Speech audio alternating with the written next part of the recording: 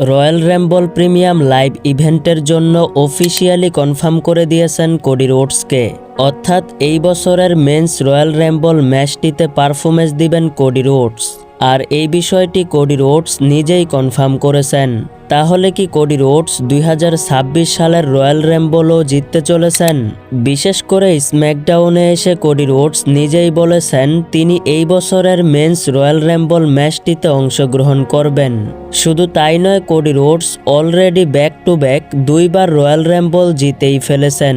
আবারও এই বছরের রয়্যাল রাম্বল জিতবেন, এই বিষয়টি কোডি রোডস ক্লিয়ার জানিয়ে দিয়েছেন। দেখুন, সত্যিই যদি কোডি রোডস এই বছরের রয়্যাল রাম্বল জিতেন, তাহলে কোডি রোডস ডাব্লিউডাব্লিউইতে ফিরে আসার পর একটাও রয়্যাল রাম্বল থাকবে না যেখানে কোডি রোডস রয়্যাল রাম্বলে অংশ নিয়েছেন কিন্তু জিততে পারেননি। অর্থাৎ এই বছর জিততে পারলে 3টি রয়্যাল রাম্বলে অংশ নেওয়া হবে এবং 3টিতেই জয়লাভ করবে। আপনারা সকলেই জানেন 2022 সালের রেসলমেনিয়াতে কোডি রোডস ডাব্লিউডাব্লিউইতে ফিরে এসেছিলেন। এরপর 2023 সালের রয়্যাল রাম্বলে অংশ নিয়ে জয় পেয়েছিলেন।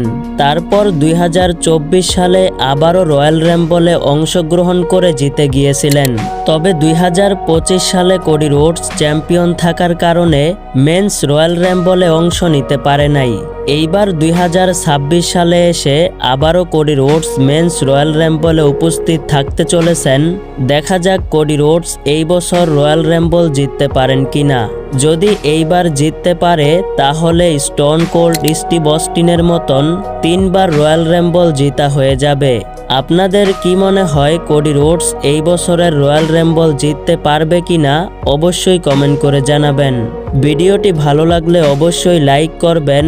এই চ্যানেলে রেসলিং সম্পর্কে নিয়মিত ভিডিও পেতে হলে চ্যানেলটিকে সাবস্ক্রাইব করে পাশেই থাকবেন।